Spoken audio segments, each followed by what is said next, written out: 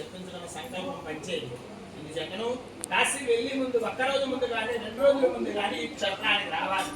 ఈ క్షేత్రానికి వచ్చి గోదావరిలో స్నానం చేసి స్వామికి అభిషేకం చేసుకున్న దర్శనం చేసుకున్న తర్వాత మా చేత సంకల్పం చెప్పించుకుని ఇక్కడ గోదావరి నీళ్లు మీ ఇంటికి పట్టుకెళ్ళి మీరు ప్రయాణం అయ్యే రోజున మీరు స్నానం చేసి నీళ్ళ పాత్రలో ఈ నీళ్లు కలుపుకుని స్నానం చేసి స్వామిని తలుచుకుని ప్రయాణం సాగించాలి.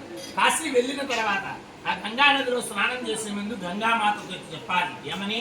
అమ్మా గంగామాత, మేము కొండలేశ్వర క్షేత్రం వెళ్ళాం, అక్కడ గోదావరిలో స్నానం చేసి స్వామికి అభిషేకం చేయించుకుని మీ సన్నిధికి వచ్చామమ్మా అని చెప్పి ఆ గంగామాతతో చెప్పి అప్పుడు స్నానం చేస్తే ఆ గంగామాత అంటుందండి, ఈ భక్తులు ఎటువంటి పాపాలు నాకు అంటించలేదు, ఈ వీళ్ళ దగ్గర ఉన్న పాపాలన్నీ కుండలేశ్వరం గోదావరిలో వదిలించి నాకు పాపభారం తగ్గించారు, తక్షణమే వీళ్ళకి శివసాహిత్యం జరగాలిగా కానీ వరమిస్తుంటుంది కాశీలో ఉన్న గంగాదేవి. అంతేకాకుండా ఈ మధ్యకాలంలో బ్రహ్మశ్రీ చాగంటి కోటేశ్వరరావు గారు కాశీ వెళ్తే అక్కడ ఆలయ ప్రధాన అర్చకులు ప్రశ్నించారండి కోటేశ్వరరావు గారిని. కోటేశ్వరరావు గారు కాశీ వచ్చారు, బాగా ఉంది, కాశీ కన్నా ముందుగా వెళ్ళవలసిన క్షేత్రం మీకు దగ్గరలో ఉంది కుండలేశ్వరం క్షేత్రము, ఆ క్షేత్రానికి వెళ్ళి క్షేత్రానికి రావాలి, మీరు ఆ క్షేత్రానికి వెళ్ళారా లేదా అని అడిగారటండి కోటేశ్వరరావు గారిని అర్చక స్వామి. తిరిగి కోటేశ్వరరావు గారు అడుగుతున్నారండి, స్వామి ఆ క్షేత్రం ఎక్కడుందండి చెప్పండి అని కోటేశ్వరరావు గారిని అడుగగా కోటేశ్వరరావు గారు అర్చక స్వామిని అడుగగా అర్చక స్వామి ఒక్క నవ్వు నవ్వి, కోటేశ్వరరావు గారు మీకు దగ్గరలో ఉన్న క్షేత్రమే మీకు తెలియలేదంటున్నారు, ఎక్కడో కాశీలో ఉన్న మేమే వస్తున్నాం ఆ క్షేత్రానికి, మరి మీరు ఇన్ని ఉపన్యాసాలు చెప్తున్నారు కదా, ఏ పురాణంలోనూ కూడా ఈ క్షేత్రం గురించి కనిపించలేదా అని చెప్పి కాశీలోనే కోటేశ్వరరావు గారి చేత అర్చక స్వామి 8 రకాల పురాణాలు కోటేశ్వరరావు గారికి ఇచ్చి కోటేశ్వరరావు గారు ఈ పురాణాలన్నీ క్షుణ్ణంగా తెలియజేసి ఆ క్షేత్రం గురించి క్షుణ్ణంగా తెలుసుకుని అప్పుడు ఆ క్షేత్రానికి వెళ్ళి క్షేత్రానికి రంగంగానే కోటేశ్వరరావు గారి కుండలేశ్వర స్వామి క్షేత్రం గురించి కాశీలో క్షుణ్ణంగా తెలుసుకుని తిరిగి వచ్చిన తర్వాత ఈ క్షేత్రానికి వచ్చారు. ఎప్పుడు వచ్చారండి ఆయన? 2015 పుష్కరాలకు ముందు వచ్చారు ఈ క్షేత్రానికి. వచ్చి గోదావరిలో స్నానం చేసి స్వామికి అభిషేకం చేసుకుని అప్పట్లో ఆయన సొంత ఖర్చుతో 8 లక్షలు ఖర్చు పెట్టి ఈ గోదావరి తీరాన ఒక స్నానాల రేవు కట్టించారని కోటేశ్వరరావు గారు. అంతేకాకుండా ఇక్కడ దగ్గరలో యానంలో ఉపన్యాసం చెప్తూ ఈ క్షేత్రం గురించి చెప్పడం జరిగిందండి కోటేశ్వరరావు గారు. ఈ క్షేత్రం గురించి ఆయన అప్పుడు చెప్తే ఈ మధ్యకాలంలో ఒక భక్తులు ఆయన చెప్పిన వ్యాఖ్యానాన్ని ఇన్స్టాగ్రామ్లో పెట్టారు.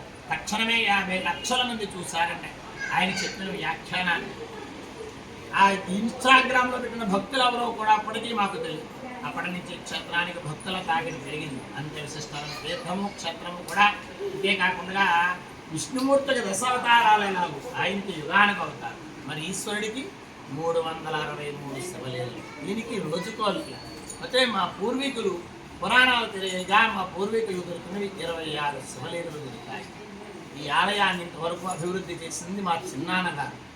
ఆయనకి సంతానం కలగకపోతే ఆయన భార్య అంటే మా చిన్నమ్మ గారి మెడలో అప్పట్లో 40 తులాల బంగారం ఉంటే ఆ బంగారం అంతా తీసిచ్చేయమని ఒక మంగళసూత్రాలు ఒకటే ఉంచుకుందండి ఆవిడ. మిగిలిన బంగారం అంతా తీసేసేగా ఆయన పేరు రాజరాజ నరేంద్ర శర్మ గారు. ఆయన భార్య నెలలో ఉన్న బంగారం అంతా తీసేవగా ఆ బంగారంతో ఎంతవరకు పునర్నిర్మాణం అవుతుందో ఈ ఆలయాన్ని అంతా కూడా ఆయన అభివృద్ధి చేసుకొచ్చి ఈ 26 శివలీలలు కూడా ఆలయ గోపురం మీద శిల్పాల కింద నిర్మించడం జరిగిందండి. ఆయన ఆ 26 శివలీలలే కాకుండా నవగ్రహాలు, అష్టదిక్పాలకులు, శక్తిపీఠాలు మొత్తం 74 శిల్పాలు ఆలయ గోపురం మీద ఉంటాయి. ఇన్ని శివలీలలు, ఇన్ని శిల్పాలతో ఆలయ గోపురం మన ప్రపంచంలోనే మొట్టమొదటి ఆలయం ఈ ఆలయం. ఈ ఆలయం మీరు చూసే కొన్ని క్షేత్రాల్లో అనగా గొల్లల మామిడాడ, వేములవాడ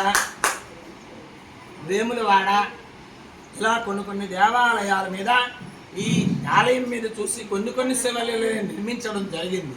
అన్ని శివలీలలు నిర్మించలేకపోయారు. ఇప్పటికీ ఆ శివలీలలు మీరు దర్శనం చేసుకోవచ్చు. ఏ లీలకి ఆ పేర్లు ఆలయం మీద ఉంటాయి. ఆ పేర్లు చూసుకుని ఆ శివలీలలు దర్శనం చేసుకోవచ్చు. అంత విశిష్టమైన తీర్థము క్షేత్రము కూడా. అంతేకాకుండా ఈ కుండలేశ్వర క్షేత్రము చాలా విశిష్టమైంది. అలాగే 2027 పుష్కరాలు వస్తున్నాయి. ఈ పుష్కరాలకు కూడా చాలా అభివృద్ధికరమైన కార్యక్రమాలు జరుగుతున్నాయి. అలాగే ప్రోత్సాహకరమైన భక్తులు ఎవరున్నా సరే ఈ అభివృద్ధి కార్యక్రమాల్లో పాల్గొని స్వామివారి ప్రభు పాత్రలు కాగలని మరీ కోరుచున్నాం. అలాగే ఈ క్షేత్ర విశిష్టతంతా కూడా మీరే వినడమే కాకుండా మీ గ్రామంలోని మీ తోటి స్నేహితులకు కూడా విపులంగా వివరిస్తారని మరి కోరుతున్నాను. సర్వే జనా సుఖినో భవంతు, సమస్త సన్మంగళాని భవంతు.